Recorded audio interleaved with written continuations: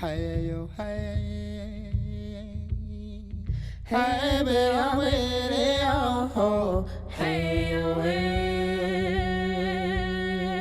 hey, be a way, oh, hey yo, hey yo, hey, be a way, oh, hey yo, hey yo, remember me, when the sun comes up in the morning sky, there I will be, soaring with the eagle so high, feeling free. Remember me, down the road, hand in hand, you and me. Hey-oh, hey-oh, hey-oh. Hey-lo, hey, hey, be-oh, be-oh, hey-oh, hey. I want to say something here, and I was told this by a woman, and you know, us, we think we're everything. We think we're everything. She said, "You men think you're everything, but did you know that the biggest percentage of you is a woman?"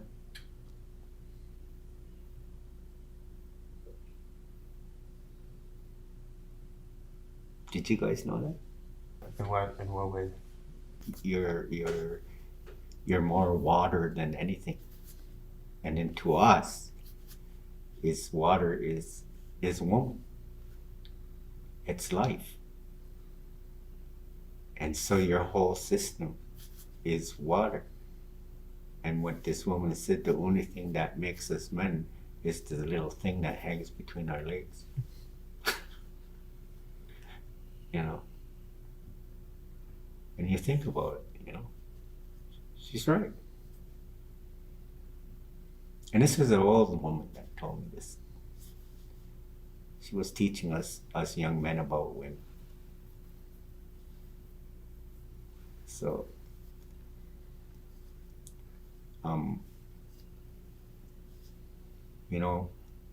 when you can have women around you, it's then you'll know how to support them better. When you have women maybe being your water people for you, that will help you to understand women more. An interesting thing that my partner has pointed out to me a couple times is that she can tell, or when she's familiar with one of her friends' boyfriends, that she can tell when the boyfriend has a sister or not, and in her account that boys with sisters are much better boyfriends to their girlfriends, and I didn't have a sister. I just have one younger brother, but getting to know my partner more and more, I find kind of parts of my personality kind of become more feminine, and it's funny because I actually really like those parts of myself, but I find like when I'm hanging out with the boys, when in any like a kind of rugby, more formal setting, or just going out for drinks, I'll catch myself kind of like saying a joke in a way, or saying something in a way that I would say to my partner, but I'm saying it to one of my close guy friends, and then I'm like kind of probably like, oh shoot, maybe I shouldn't be saying that. And now I'm actually getting more comfortable with kind of allowing that part of me just flow through and sit there and not be scared of it or feel it as like a weakness, as where I guess I usually in the past have thought of it as. And it does bring out a lot of your feminine side of you. And having a feminine side doesn't make you different. No. It makes you whole. Yeah. Better. Feel better at least. Yeah. When you can express it. Yeah. When it comes out naturally. Yeah. Yeah. Yeah. and so to have that is a good thing, and so building that on that is having an allyship, is having that allyship with each other and as a team. So true. You know, and having that understanding, it's all right to be free. You know, to let yourself not be controlled by that dominant pressure. Yeah, I think that's an interesting point, how like even like we as guys kind of conform to that dominant pressure, where like in true being, like it might actually not be ourself, like this like hyper masculine, like we might actually like hide these feminine sides of ourselves just to conform with the group and conform with that pressure. Of like masculine dominance and those sort of ideas. Yeah. And we talked about in our session with Amy or in the fall, just that balance, and I know that's one thing that's really stuck with me and had on our jerseys is just balance, and that can be applied to anything in your life, and the balance of having healthy relationships and women around you, and guys around you, and having those kinds of conversations and those kinds of relationships that you can develop, and definitely is really important. Yeah. And if like, you know, like to move forward with supporting the women, is that when the women gather is that the men, we should be surrounding them. And when you surround them, what you're doing is showing them that you're protecting them. You're showing them unconditional love. You know, you're showing that you care, that you're willing to understand. You're encouraging them to be happy. You're encouraging them to want to live. And so when women gather, it's always good to, if we hear there's a woman's gathering, with us men should say, you know, well, let's go down and support. Let's stand up for them. That's the only way that we're gonna stop this dominance. This is the only way that we're gonna stop this violence. This is the only way that we're gonna be able to build allyship. It's coming together and being responsible.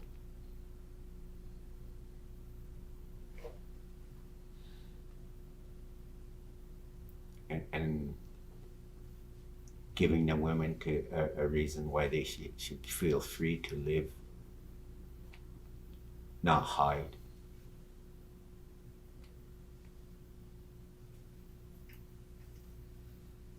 Support them, because someday one of them are gonna be carrying your child.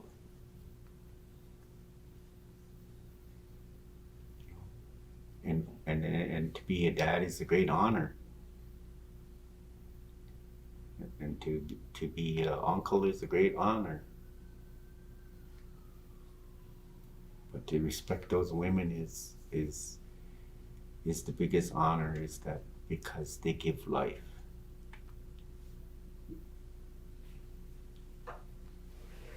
And you'll notice that when a woman dies, when she's on her bed, she's always looking for her boys.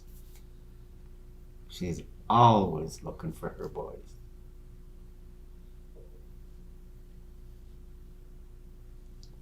She loves her girls too, not any less. She doesn't love them any less. It's just that because they have always carried that fear around us being violent to other women, to our partners. They have that hope that right to their dying breath that would never be like that. They're not going to tell us.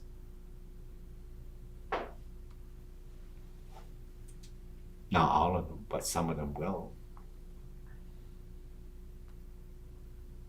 I think like just off of that hope that you talked about is something that conversations like these will hopefully bring to hopefully females like within the Queens community and within like the broader Kingston community as well, is like hopefully we can create a better space where they feel safe and feel equal to men, and I think then they'll be able to thrive, and not only they'll be better, but I think men will be better for it as well. It's a mutual thing about that kind of balance. Yeah. And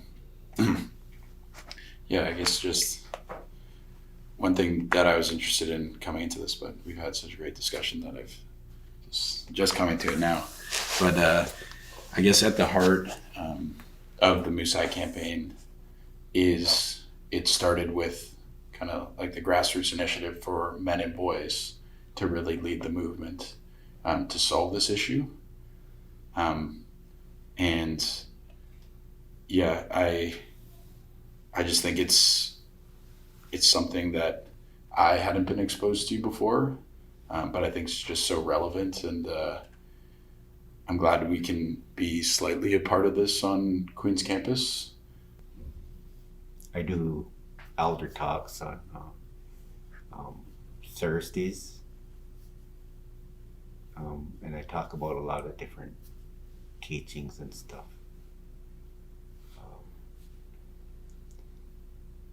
Just to educate as many people as I can about how to build relationships, how to be an ally, and what does an ally mean to you?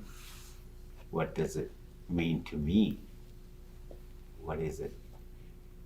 When you have that, even in relationships, we each have a responsibility to each other. And it's the same way with allyship, is we have responsibilities to one another. And what are those? Or do we have to sit down and talk about what our responsibility we think our responsibility should be as allyship, as friendship, as a relationship? What do those things mean?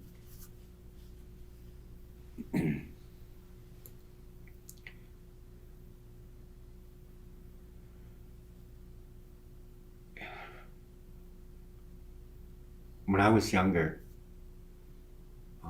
because of the things I went through, I was a really hateful person. I was a real racist person.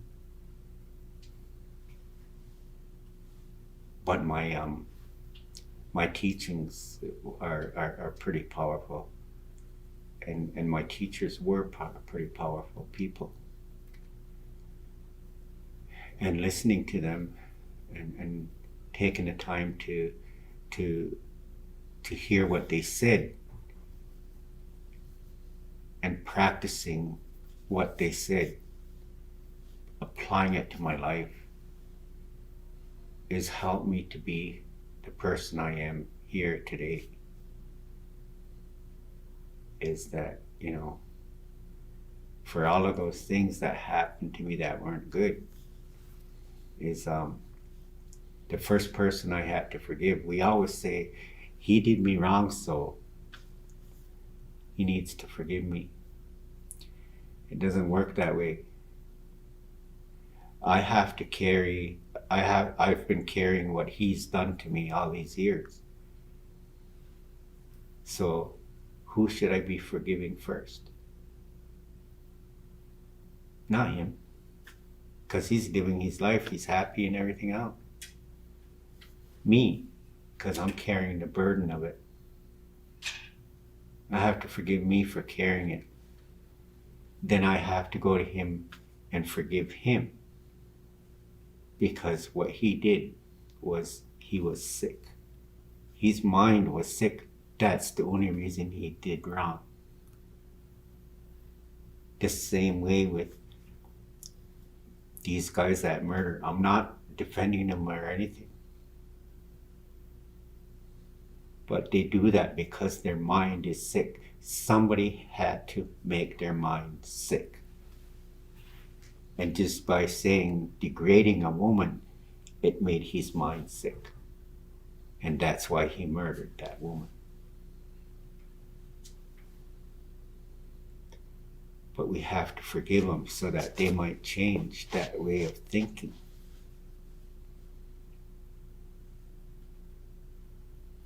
And it's hard to do. It's hard to forgive people that hurt you the way they've hurt you.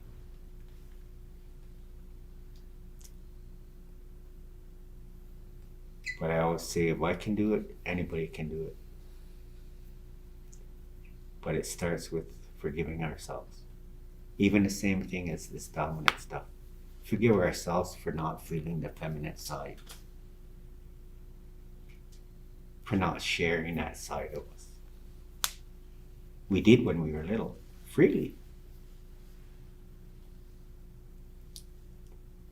But once we become teenagers, we take on a dominant role.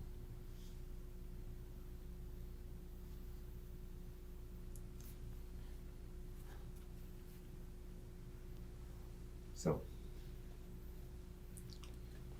I think hearing that just made me think back to the original question about I think what I was trying to work through is how to go about having these discussions. Is it just the way I act? Is it making sure people are involved in these discussions? But I think hearing that and hearing about your experience, and it seems like an obvious realization, but it just needs to be a package of all those things and a continual journey. And I think that's powerful for me, thinking about just how I want to act, how I want the people around me to act, and it just needs to be addressed from multiple angles. Yeah. Just off of that too, I think another thing that came to mind with what you're saying is that a lot of these ideas that men create about women that are kind of perpetrated throughout our society is a lot of them are learned, and as much as they're learned, they can be unlearned. I think that kind of speaks to the power that education can hold in changing these ideas and moving forward. Mm-hmm. Definitely gonna try harder not to suppress kind of more feminine sides of myself as in the team setting, because there's ways you can make these kind of lessons that we've kind of just felt in this experience talking to you explicit, and there's ways to have them more implicit and naturally flow. And I think those might kind of, in a way, have more of an effect when they see leaders and guys like you on the team being comfortable and open and not only need to conform those kind of ways that you would expect someone like a Queen's rugby player to be. You can be soft, you can be stern while soft, as women are, and that's something that probably just needs to be cultivated in everyone. And I think that's definitely what I've learned about allyship today. It's not explicit. It doesn't need to be, and it's also, at least for me, seems that it can be beneficial to the individual trying to trying to strengthen their allyship. And I guess I just want to say, I want to thank you guys too, because when I sit with people, it helps me to remember, and we talk about these things, it helps me to remember the things that I was taught. It helps me to be free to speak about those teachings, regardless who I'm teaching, who I'm sitting with, who I'm talking to. It's about building that allyship.